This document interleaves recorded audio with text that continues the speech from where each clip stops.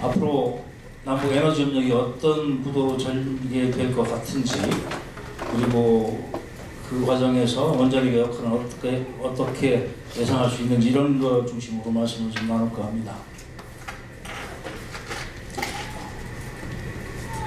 표에서 보시는 것처럼 북한의 전체 에너지 공급은, 이게 우리 정부에서 발표한 통계입니다. 1990년에 석유 환산톤으로 약 2,400만 톤 정도 소비를 했었는데요. 2016년에 약 990만 톤 정도로 많이 줄었습니다.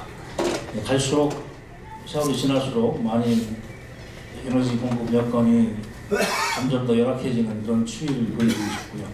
2016년에 우리 남한이 소비한 에너지 양하고 비교하면 약 28분의 1 정도 됩니다. 그리고 국민 1인당 소비한 에너지 양을 보면은 2016년에 남한이 약 5.74톤 정도 1인당 썼는데, 북한 주민들은 0.4톤 정도 쓴 것으로 분석되고 있죠. 오른쪽 그래프에서 보시는 것처럼 1990년부터 계속 에너지 공급량이 빠르게 감소합니다. 그래서 90년대 중반 그 고난의 인구 때 가장 좀 안 좋았다가 그 이후에 조금씩 회복되거나 뭐 유지되거나 하는 그런 추이를 보였었는데, 또 2000년대 중반부터 또 다시 안 좋아지기 시작합니다. 그리고 2012년 이후 김정은이 집권한 이후에도 지속적으로 에너지 공급량이 감소한 것을 알 수 있습니다. 국제 비교를 좀 보시면요, 저 위에 오른쪽 그래프가 인구 1인당 에너지 소비를 국제적으로 비교한 그래프입니다. 가운데 녹색 선이 세계 평균이에요. 세계 평균 내면 전 세계 주민들이 1인당 평균 1.86톤 정도 석유 환산톤으로 그 정도 소비를 하는 걸로 나타나죠.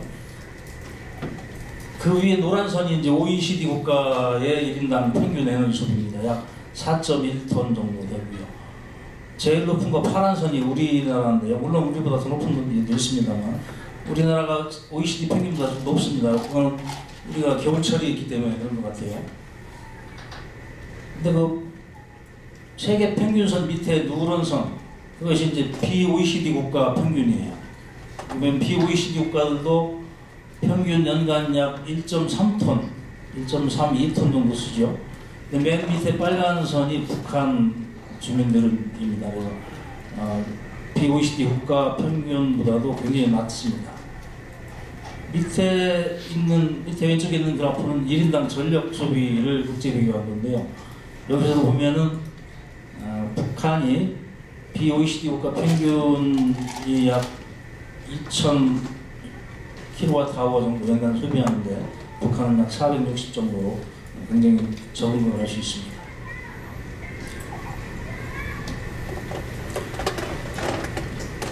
북한의 전력 산업을 잠깐 보시겠습니다. 2016년 기준으로 북한이 가지고 있는 발전 설비는 약 766만 kW 정도인데, 그것이 남한이 갖고 있는 발전 설비의 약 7% 정도밖에 안 됩니다. 전체 설비의 61% 정도가 수력이고 39% 정도는 화력 설비입니다. 밑에 그래프에서 보시다시피 1990년 이후에 화력은 거의 뭐 비중 변화가 없고, 수력이 좀 증가하다가 갑자기 2010년, 2008년 이후에 갑자기 수력이 줄고, 그 이후에 2010년까지 조금씩 늘어납니다. 저거는 왜 이렇게 늘다가 줄었는가 하면은 2000년대 초반부터 북한이 그 중소규모 발전소 건설 운동을 벌입니다. 그래서 전국에 지시를 내리고, 각 시도에서 뭐 이렇게 좀 물만 흐르는 데가 있으면 전부 다 조그만 수력 발전기, 뭐 띄우개식, 물레방아식 이런 것들을 경쟁적으로 설치를 해서 사진 찍어서 위에 보고하고, 그래서 훈장 받고 그런 일들이 벌어집니다. 그래서 한 3, 4년 기간 동안 전국에 7,000여 개가 생겼죠. 근데 그런 것들은 뭐 교통이 연결되거나 그러지 않고 마을 단위로 쓰라고 한 건데, 그것이 저렇게 갑자기 수력 설비가 중국으로 나타나는 건, 그런 것들이 거의 일시에 사라집니다. 그게 이제 마을 단위로 하니까 기술 관리가 안 되고, 겨울 되면 소화층들이 다 얼어붙고, 장마 지면 다 떠내려가고 막 이러면서 거의 다 폐기됐죠. 네, 북한 당도 공식적으로 중소규모 추적 정책은 실패했다. 더 이상 하지 마라. 이제는 중규모 이상으로 한다라고 정책을 바꿨습니다. 그런 영향 때문에 그래프가 이렇게 요동치고 있습니다. 북한 발전 설비의 이용률은 약 2016년에 35.6% 정도 분석돼요. 1990년에 44.3%였는데 갈수록 좀 안 좋아지고 있습니다. 화력 설비가 북한에 한 8개 정도 있는데 대부분 다 구소련이 지어주거나 2개 정도는 중국이 지어줬어요. 지어진 지가 다 오래됐고 전체 96.6%가 30년 초반 31년 넘게 된 설비들입니다. 아시다시피 90년 그때쯤에 구소련이 망하면서 구소련하고 중국이 뭐 발전소만 지어준 게 아니고 기술 지원하고 부품 지원들을 꾸준히 해줬었습니다. 그러다가 그런 것들이 일시에 중단되죠. 그래서 그때부터 부품이 없어서 발전소를 제대로 정비하지 못하는 게 지금까지 이어지고 있습니다.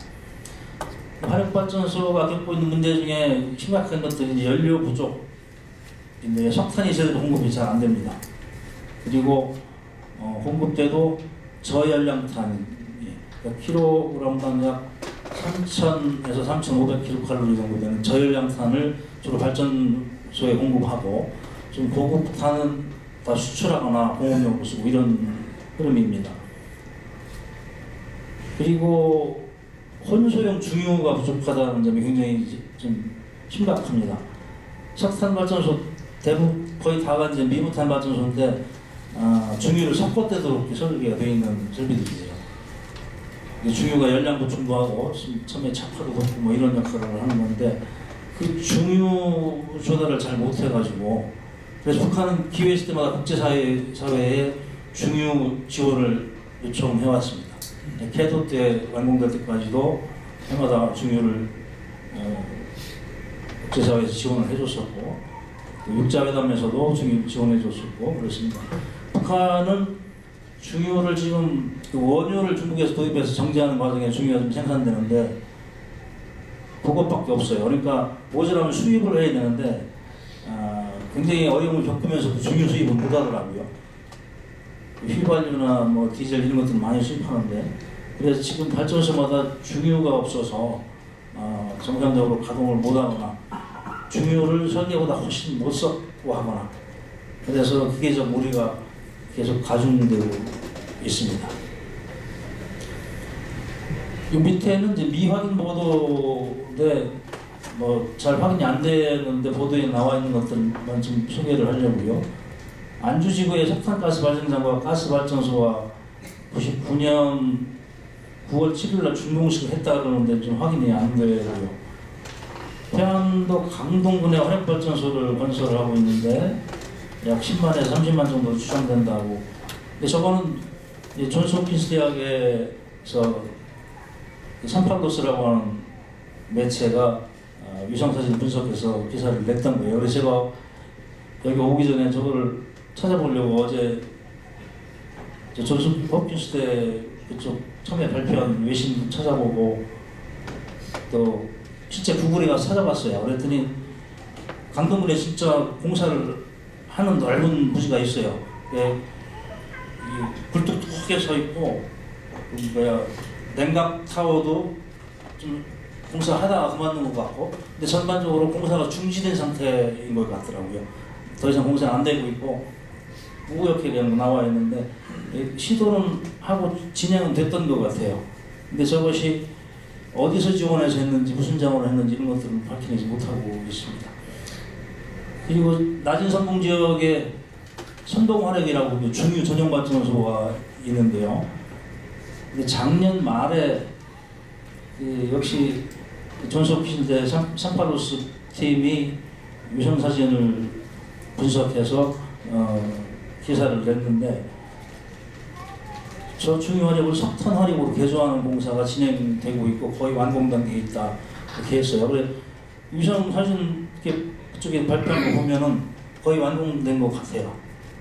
그래서 제가 그 위성 사진 나온 걸 들고 한전교실이나 이런 그 발전소 건설을 하시는 분들, 설계하시는 분들한테 여쭤봤더니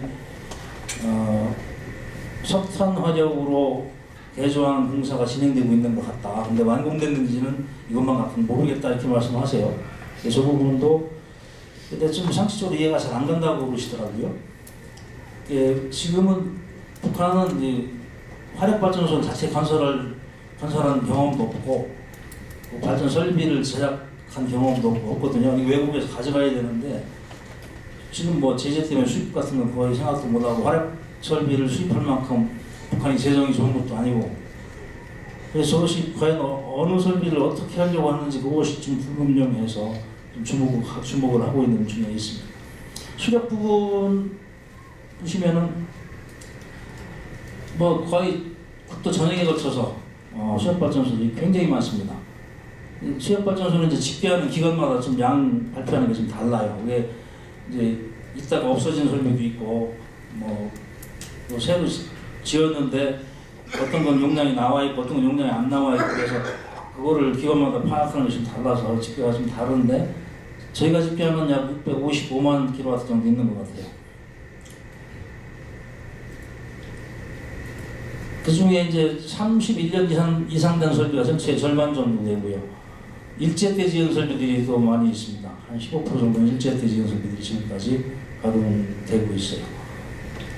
그리고 북한의 수력 발전의 특성은 이제 대부분 유역 변경식 발전이 많습니다. 그러니까 압록강하고 두만강 쪽으로 흐르는 물들을 그쪽은 지대가 높아요. 대마원이나 이런 데 있어요. 그쪽에 흐르는 물들 그쪽에 댐을 막아가지고 터널을 뚫어서 산맥을 뚫고 나와서 청진이나 단천이나 이쪽 동해안 쪽으로 떨어뜨리는 유역 변경을 해서 발전합니다. 그래서 낙사를 확보해서 한 번, 두 번, 세 번, 네 번 이런 식으로 계단식으로 발전하는 그런 발전소들이 굉장히 많고 일제 때부터 그런 발전소들 많이 개발했습니다. 그래서 그쪽에 그런 식으로 발전하기에는 뭐 세계적으로 보기 드물 만큼 수력 자원이 좋다고 봅니다. 그래서 그 유역 발전소가 굉장히 많다는 것이 특성이기도 합니다. 근데 그것이 또 약점이기도 해요. 댐에서 바로 발전 안 하고 이제 터널 길이가 뭐 100리씩 되는 것도 있고 뭐 200리 되는 것도 있고 막 그렇습니다. 가다 보니까 겨울철에 자주 얼기도 하고 관로가 상하기도 하고 이게 또 그 가뭄철에 굉장히 좀 취약합니다. 그런 약점이 되기도 하고 특성이 되기도 하고 그렇습니다. 수력 중에 한 가지 주목할 것은 이 단천 수력을 지금 건설하겠다고 한 겁니다. 단천 수력은 마찬가지로 압록강 쪽으로 흐르는 물들의 큰 투자원을 조성해서 그거를 터널을 45km 뚫어서 단천지역으로 떨어뜨려서 발전하는 건데 저게 김일성의 유훈 사업이라고 그럴까요? 김일성이 가장 하고 싶었던 국토개발공사가 세 가지가 있었다고 해요. 그 하나가 평양 대동강하고 원산하고를 뚫어서 운하를 파는 게 첫 번째였고 두 번째가 단천 수역이었고 세 번째가 남포 관문을 건설하는 거였답니다. 근데 그 중에 남포 관문만 완공하고 도중은 못했어요. 그래 저 설계 자체는 일제 때 일본의 우리나라 수력 개발의 효시가 일본의 노구치이신데 그 양반이 설계를 해서 굉장히 오래된 건데요. 굉장히 방대한 공사입니다. 예, 총 발전 용량이 200만 킬로와트예요. 200만 킬로와트. 수력 발전소가 계단식으로 이렇게 하겠다고 200만인데 그 작년 5월달에 착공식을 거창하게 했어요. 그래서 착공식을 하면서 3년 이내에 완공하겠다라고 발표를 했는데 그때 국내에 토목하시는 분들이 우리가 모든 물자를 동원하고 현대시키기를 하고 해도 최소한 5년은 걸릴 건데 이걸 어떻게 3년에 하냐 뭐 이렇게 반응을 했던 그런 겁니다. 근데 지금은 또 바로 착공한 지 몇 달 안 돼서 바로 중단된 상태로 이렇게 확인되고 있어서, 근데 앞으로도 진행이 될 것 같아서 좀 주목을 하고 있는 겁니다. 2016년에 북한이 생산한 전기는 총 239억 kWh 정도인데, 1990년에 277억이었는데 2016년에 239억이니까 크게 주진 않았습니다. 북한은 다른 산업에 비해서 전력에 대해서는 뭐 거의 필사적인 노력을 해오고 있습니다. 발전량을 유지하거나 증가시키려고. 그래서 다른 부분에 비해서 전체 1차 에너지에 비해서도 그렇고 전력은 생산 자체는 크게 주는 건 아닌 것 같아요. 또 특이할 것이 그래프에서 보시면 2016년에 엄청나게 많이 증가한 것으로 나타납니다. 그거는 이제 바로 전에 2014년 가을부터 2015년 장마 때까지 북한이 가뭄이 엄청 심했습니다. 그래서 수력발전소들이 거의 막 서 있다시피 했어요. 그래서 전기가 없어가지고 부산철강도 문 닫고 막 그랬던 기간이 있었거든요. 근데 그것이 이제 그 다음에 장마철 지나면서 이제 원상복귀되면서, 그러면서 발전량이 좀 늘어나고, 또 그 중국의 석탄 수출하던 것이 이제 막히면서 발전 부분에 석탄 공급이 조금 증가하고, 그러면서 좀 발전량이 늘어난 그런 현상으로 해석을 하고 있습니다. 대충 그 정도만 북한의 그 에너지하고 발전 산업 현황을 좀 말씀드릴까 하고요. 이제 남북 에너지 협력이 어떻게 전개될 것인가 하는 거기에 대한 생각을 좀 말씀드릴까 합니다. 아무도 모르죠, 뭐 어떻게 전개될지. 누가 하겠습니까? 근데 제가 생각에는 그래요. 일단 단기적으로 중단된 사업이 먼저 재개될 것이다. 그리고 판문점 회담에 관련된 사업들이 전개되지 않겠나. 그리고 이제 남북, 북미 마찬가지로 후속 회담들이 다양하게 열릴 텐데, 그 후속 회담들을 통해서 합의된 사업들이 있을 겁니다. 불쑥불쑥 뭐 우리들이 논의했던 거 아니 논의 안 된 엉뚱한 거 이런 것들이 불쑥불쑥 합의가 될 거예요. 예를 들면 싱가포르에서 북미 회담을 할 때 방송에서 원산반도에 그 카지노 호텔 집합하는 사진들이 나오고 그랬잖아요. 그건 저희는 잘 모르는 거였는데 그게 나오니까 벌써 정부에서는 야 저기 획득을 공사하는 것 같은데 어떻게 급하게 전기 좀 넣어줄 수 있는 방법, 그 다음에 거기에 어마어마한 리조트들이 들어서면은 그 전기를 공급할 방법을 검토해봐라고 국내 모 건설사에 부탁을 했다고 해요. 그러니까 그런 것들을 이게 불쑥불쑥 이런 것들이 합의되거나 논의되거나 하는 과정이 전개되면 그런 것들이 좀 앞서갈 것 같고요. 중장기적으로 이제 우리가 생각했던 것들이요, 에너지 교역 사업, 그리고 다양한 투자 사업, 남북로 사업 이런 것들이 전개되지 않을까 이렇게 생각합니다. 일단 중단된 사업들은 개성공단에 에너지를 공급하는 사업들이요. 거기에 석유도 가고 전기도 가고 지역난방을 위해서 LNG도 탱크로리로 실어다 지금 공급하고 있습니다. 이런 사업들이 재개될 것 같고요. 이건 정촌 흑연 개발 사업이라고 우리 한국광물연공사가 지분 50%를 갖고 있고 북한 명지총회사가 지분 50%를 갖고 있습니다. 그래 2007년부터 가동을 생산을 해서 생산량의 반을 우리가 가져오기로 이렇게 합의가 되어 있었는데, 피해서 보다시피 어떤 해는 주고 어떤 해는 안 주고 그랬습니다. 그래 2010년까지 생산을 막 하고 있었어요. 근데 2010년 오이사 조치가 나면서 그때부터 중단됐죠. 예, 지금은 뭐 근황 자체를 알기가 좀 어렵습니다. 이런 것도 바로 아마 재개가 될 것 같고요.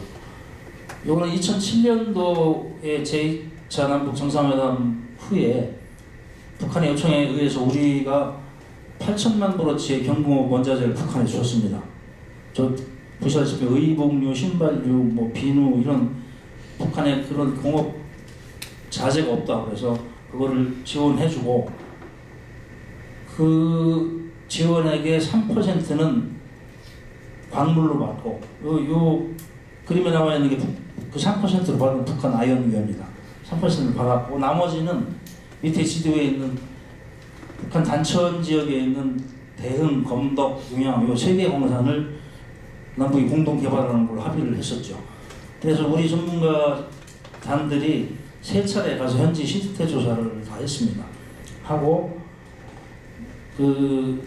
저 합의문에 보면 저 사업을 공동개발 사업을 이행할 이행기관을 남과 북이 지정하도록 되어 있어요. 그래서 우리 정부 통일부가 남북 자원 교류 협력 지원 협회라는 이행기를 만들었습니다. 지금 남북 협회라고 하는 게 그거예요. 지금도 있죠. 그래서 남북 협회 중심으로 이제 사업성 평가도 끝나고 국내 기업들한테 이제 투자하라고 이제 권유하려고 막 그러는데 오이사 조치가 터졌어요. 저도 그때 당시 그냥 섰습니다. 근데 저것도 이제 남북 관계가 좋았으면 바로 재개될 수 있을 사업으로 보였습니다. 또 재개될 수 있는 사업이 금강산 관광지구에 에너지 공급하는 거 있죠. 저 그림에서 보시다시피 원래 남북이 합의한 금강산 개발 종합계획은 원산까지 포함하는 거였어요. 원산까지 포함하는 건데 지금은 뭐 외금강 좀 하다가 내금강까지만 확대되는 상태에 있죠. 근데 관계가 좋아지면은 점점 넓어져서 아까 말씀드렸던 원산 명사십리까지 포함한 관광 계획이 아마 확장될 것 같고요. 그때 현대안산이 금강산 관광 사업을 하면서 전력 때문에 굉장히 고생을 했어요. 그래서 우리 정부의 개성공단처럼 남한에서 공급을 해달라고 끊임없이 요청을 했었습니다. 근데 정부에서는 개성공단은 정부 차원에서 한 거고 금강산 관광은 사기업이 알아서 한 건데 어떻게 우리가 그걸 또 해줘야 되냐, 뭐 해줘야 되냐 말해야 되냐 엄청 고민하고 정부도 그러다가 지금 중단이 됐거든요. 저것이 재개되고 확장되면 저 사업도 재개될 수 있을 것 같습니다. 민간 차원에서 강원도 고성군하고 개성시 일대에 휴전선 인근 북한 마을에 이렇게 연탄을 지원했던 사업들이 2004년 이후에 2010년까지 계속됐었습니다. 상당히 좋은 사업이고 의미가 있는 사업이었는데 오이사 조치 이후에부터 중단되어 있습니다. 여기에 기업들도 여러 가지 뭐 연탄 이용과 관련된 보일러 뭐 이런 것도 많이 지원해주고 또 특허 기술 이런 거 북한에 줘서 너네가 만들어서 쓰고 수출도 해라 뭐 이렇게 지원도 해주고 뭐 그랬던 사업입니다. 판문점 선언과 관련해서는 그렇습니다. 판문점 선언에 14선언에서 합의된 사업들을 적극 추진해가며 이렇게 합의를 하셨거든요. 그럼 14선언이 2007년에 남북정상회담에서 합의한 건데 거기에 밑에 보시면은 해주지역 경제특구 건설, 그 다음에 개성공업지구 1단계 건설을 빠른 시일에 완공하고 2단계 개발에 착수하고 그리고 안변과 남포에 조선협력단지를 건설하고 이런 그 경제협력 사업들이 합의됐어요. 이것들이 이번 판문점 선언에서 이런 것들을 적극 추진해가며 이렇게 또 다시 합의하는 거거든요. 근데 저런 것들과 관련한 에너지 공급 사업들이 아마 전개되지 않을까 이렇게 생각합니다. 개성공단 확장에 대해서는 이건 뭐 한국전력이 갖고 있는 대략의 구상입니다만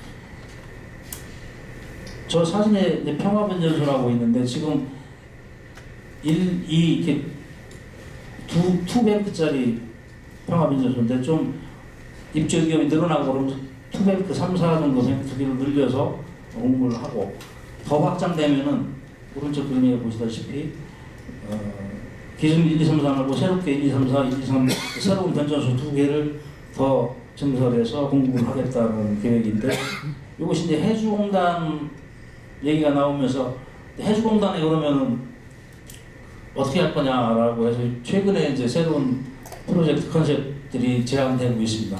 해주공단하고 개성 2단계를 위해서 별도의 현지에 열병합 변전소를 짓는 것이 필요하겠다.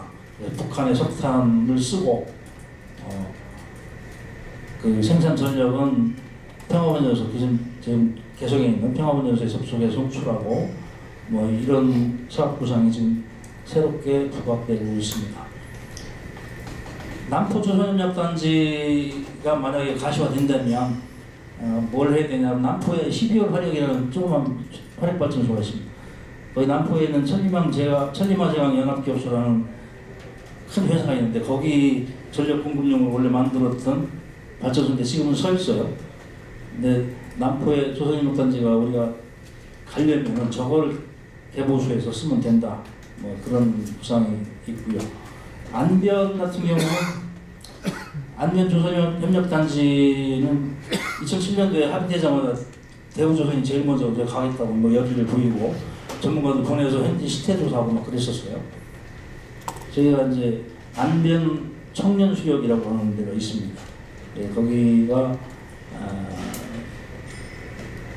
지금 거의 그림에서 보시다시피 1호기부터 6호기까지는 설치가 되어 있고 7호기, 8호기는 설치할 장소만 만들어 놓고 설치가 안 되어 있더라고요. 근데 5, 6호기는 고장나서 서 있고 1, 2, 3, 4호기가 돌아가는데 저게 이제 수차를 수입을 못해서 자기들이 만들어서 장착을 했어요.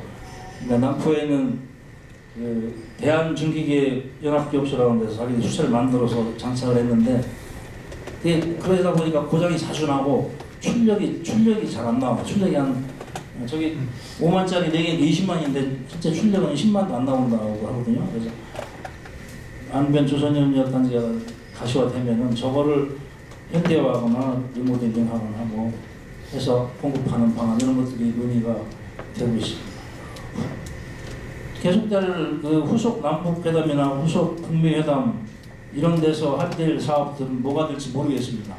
근데 제가 주목하는 거는 이제 옛날에 대북 경수로 지원하다가 경수로가 이제 캐도 경수로가 중단됐는데 그 이후에 육자회담 때 북한이 육자회담 진행되는 동안 경수를 다시 해달라고 요청을 해서 육자회담 공동성명에 제4차 육자회담 공동성명에서 9.19 합의라고 하는데 경수로 제공 문제에 대해서 적절한 시기에 다시 논의한다라고 합의를 해준 적이 있습니다.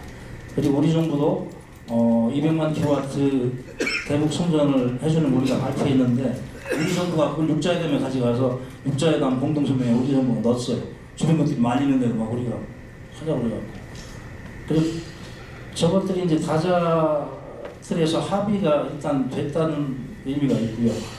그 다음에 2.13 합의, 저것도 육자회담 때 1, 2, 3단계 단계적 그 BF 과정이 합의되면서 1단계, 2단계 때 우리가 100만 톤, 중유 100만 톤에 해당하는 에너지와 경제 지원을 했습니다. 근데 1, 2단계까지가 100만 톤까지 지원하는 거였고 3단계가 핵폐기 단계인데 거기 진입하기 전에 저 회담이 깨졌죠.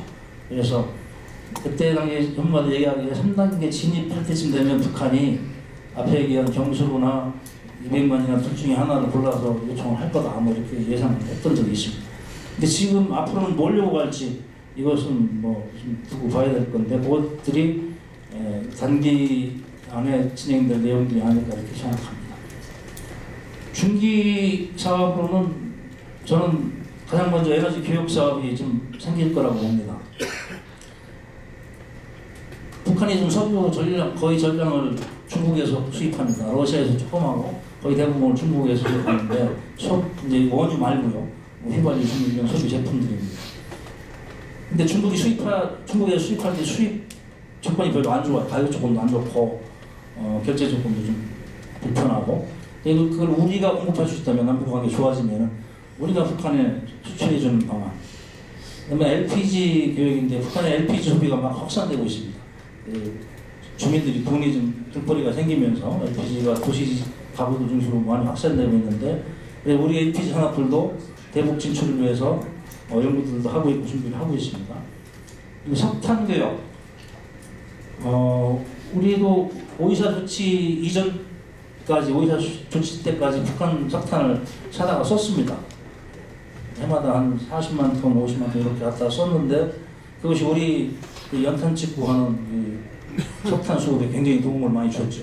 근데 오이사 이후에 중단돼서 이것들도 이제 재개될 것 같고요.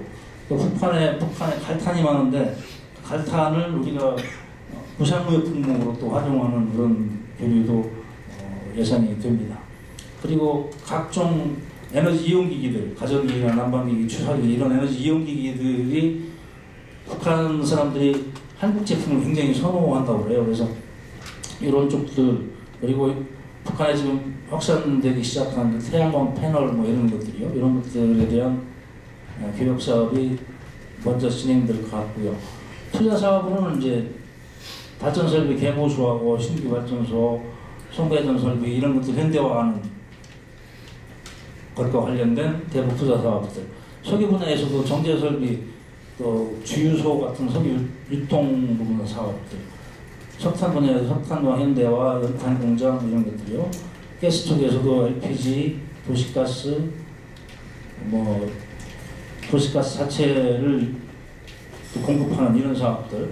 신재생 분야에서도 다양한 모델의 대북 투자 사업들, 합병사, 합작 이런 사업이 먼저 하겠죠. 이런 사업들이 중기 정도 되면은 다양하게 진행될 수 있을 거라고 생각합니다. 그리고 또 하나는 남북로 에너지 협력 사업이죠. 최근에도 이제 우리 한러 정상회담에서 다시 또 합의를 했죠. 러시아에서 천연가스 파이프라인을 북한을 통과해서 매설을 해서 남한까지 가져오는 이 사업이 한러 간에 합의되고 북러 간에 합의됐는데 남북 간에 안 돼서 여태까지 안 되고 있거든요. 예, 이것도 이제 북한 문제가 좀 해결되면 굉장히 빠르게 탄력을 받을 수 있을 것 같은데 시기적으로는 뭐 그렇게 빨리는 안 될 것 같아서 좀 중기 정도 보고 있습니다. 전력도 마찬가지고 한 중장기 사업을 그렇게 생각을 하고 있습니다. 그럼 원자력 시대, 남북 전력협력 시대의 원자력의 역할은 제가 뭐 원자력 잘 몰라서 모르겠어요. 그냥 이런 것이 고민이지 않을까 싶은 것만 몇 가지 말씀드리겠습니다. 과연 북한의 원자력 발전을 건설해야 되느냐 말아야 되느냐 하는 사회적 공감대가 좀 필요합니다. 중장기적으로 반드시 필요하다라고 하는 분들이 많이 계신가 하면은 실제 우리 정부는 지금 탈원전 정책을 하고 있습니다. 그래서 이 상반된 우리는 탈원전하면서 북한에는 원전이 가야 된다고 주장하면 그것도 말이 안 되잖아요. 이런 부분에 대한 내부적 공감대가 있어야 되고 그것이 그냥 막연한 바람이 아니고 좀 이렇게 공감대가 조직적으로 형성되거나 그 로직이 논리가 당연하게 좀 정리될 필요가 있을 것 같다는 고민이고요. 그리고 스마트 원전에 대한 얘기도 끊임없이 나옵니다. 북한이 송배전 설비들이 워낙 열악하니까 그러니까 거점 도시마다 분산형 전원으로 스마트 원전을 보급하는 것이 굉장히 바람직하다라고 주장하시는 분들이 많이 계세요. 근데 그렇게 주장하시는 건 뭐 좋습니다. 근데 그거에 대한 기술적, 경제적 타당성 분석 같은 것이 진행되지는 않고 있어요. 그냥 주장으로만, 말로만 이렇게 되고 있어서 이런 것도 좀 우리가 원자력계에서 좀 서둘러서 좀 전개하셔야 될 연구분야 아닌가 이렇게 생각하고요. 세 번째는 이제 외부적 요구에 의한 가능성입니다. 아까 말씀드렸듯이 북한이 비핵화의 대가로 원전 건설을 요구할 가능성에 대비해야 되지 않느냐 하는 겁니다. 그럴 개연성에 대해서는 뭐 학자마다 다르겠습니다만은 오늘 오전에도 전 딴 회의가 있었는데 거기서 국방 쪽에 계신 분들도 그 얘기를 또 하시더라고요. 틀림없이 요구할 거다라고. 근데 뭐 그분 의견인지 모르죠. 북한이 비핵화 단계 어떤 단계에선가 에너지 문제를 해결할 무언가를 요구할 겁니다. 그것이 대북 송전 방안이 될지 뭐 원자력 발전소 건설이 될지 아니면 또 다른 방안이 될지 그건 아직 모르겠습니다만 저거에 대해서도 우리 원자력계에서 논의도 하시고 또 기술적, 경제적으로 대비도 하시고 그래야 되지 않을까 이렇게 생각합니다. 마지막으로 이건 뭐 그냥 중장기적인 얘기인데요. 통일 시대에 통일이 되면은 어차피 남북 전력망도 통합되고 남북 에너지 시스템 통합이 돼야 될 텐데, 그때에 남북이 통합된 시대에 북한의 원자력이 어떤 이유에서 필요한가에 대한 것이죠. 지금 뭐 중국도 원자력 그쪽에 어마어마하게 지을 계획을 가지고 있고 뭐 이런데, 그러니까 북한 전력 산업을 장기적으로 우리가 어떻게 구상을 가져야 되고, 통일시대의 전력 산업은 어떻게 되어야 된다, 그 안에서 원자력의 역할이 어떻게 되어야 된다, 이런 것들에 대한 구상들이 우리가 지금 공감대를 갖고 있어야 단기적인, 중기적인 그런 이슈들에 대해서 흔들리지 않게 일관된 대응을 할 수가 있지 않을까, 그렇게 생각을 해서 그렇습니다. 비슷한 말씀입니다만, 그래서 이제 북한의 중장기 전원 믹스에 대해서 우리가 좀 심도 있게 고민을 해야 되는 거 아니냐.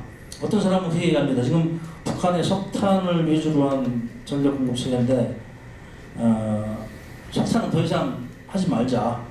기존에 있는 발전소도 개보수하지 말고 다 헐어버리고 신규로 석탄은 지금 안 된다. 환경적으로 안 되고 이건 납부된 시스템이기 때문에 첨단 발전 시스템으로 하자. 천연가스 발전소를 짓자. 뭐 이렇게 주장하시는 분도 있고, 그래서 북한의 LNG 인수기지를 어디다 지어야 되고 이런 거 고민하시는 분도 있고 그렇습니다. 근데 그게 현실적 이국을 떠나가고, 그건 북한 중장기 북한 전력 산업과 전력 믹스에 대해서 그런 주장과 이런 주장과를 다 포괄하는 어떤 논의가 있어야 되지 않는가, 그런 생각입니다. 특히 북한이 개혁 개방돼서 우리가 겪었던 바처럼 고도 경제 성장기를 갖게 된다면은 정말 북한도 엄청나게 빠른 속도로 발전 설비를 져야 되는 시기가 반드시 있을 거예요. 그럴 때에 원전이 어떤 역할을 해야 되고 원전 없이도 그게 가능한지, 원전을 가지고 가는 시나리오, 원전이 없는 시나리오, 이런 것들을 다 우리가 검토를 해봐야 되는 것이 아닌가라는 생각입니다. 또 다른 포인트 하나는 이제 동북아 전력망 연계해서 검토를 해야 된다는 거죠. 남북로 전력망 연계, 요즘 논의되는 동북아 슈퍼그리드, 이런 문제예요. 거기서 북한의 위상은 어떻게 될 거냐, 북한이 그 연계망의 전력을 공급하는 공급국이냐 아니면 사서 쓰는 수요국이냐, 그런 두 가지 다 역할을 해야 되겠지만, 그런 북한 전력 산업의 장기적인 위상을 어떻게 우리가 봐야 될 거냐, 이런 데에 대한 고민도 좀 있어야 될 것 같고요. 장기적으로 이제 동북아 전력 시장이 통합됐을 때 전력 공동 시장의 환경에서 북한 전력 산업의 경쟁력을 어떻게 우리가 예상해야 되느냐. 주변국들, 한국, 중국, 일본은 원자력에 기반한 아주 저원가 전력 산업을 이미 구축해 놓고 있습니다. 근데 북한에만 원자력이 위험하다 뭐 하다 해서 원자력을 배제하고 환경적으로 깨끗하다가 천연가스 같은 거 발전을 주로 하면 주변국에 비해서 북한만 월등히 원가가 높은 전력 산업을 갖게 되는 문제도 생기지 않겠어요? 그런 것들에 관해서 영내 전력 협력과 연관해서도 원자력의 역할이 고민돼야 되겠다, 이런 생각을 하는데, 지금까지 말씀드렸던 그런 모든 것들에 대해서 연구 개발이 제대로 안 되고 있어요. 원자력계에서도 뭐 기술적인 연구들이 굉장히 활성화되신 것 같은데, 이런 고민들에 대한 정책적인 연구, 이런 것들이 좀 많이 추진돼야 된다고 생각합니다. 대형 원전, 스마트 원전 이런 것도 연구돼야 되고, 또 원전이 북한이 진출한다면 어떤 비즈니스 모델로 가야 됩니까? 원전을 져주고 투자 올리면 어떻게 회수할 것이며, 뭐 이런 것들에 대한 고민도 좀 있어야 되고, 주변국들과 경쟁이 불가피할 겁니다. 우리가 뭐 탈원전 한다고 주저주저 하면은 중국 원전이 먼저 들어갈 수도 있고, 일본 원전이 전후 배상금 그 명목으로 들어갈 수도 있고, 뭐 이런 문제들도 같이 고민을 하는 연구 개발들이 폭넓게 진행됐으면 좋겠다는 게 제 생각입니다. 많이 모자랍니다. 이상으로 마치겠습니다.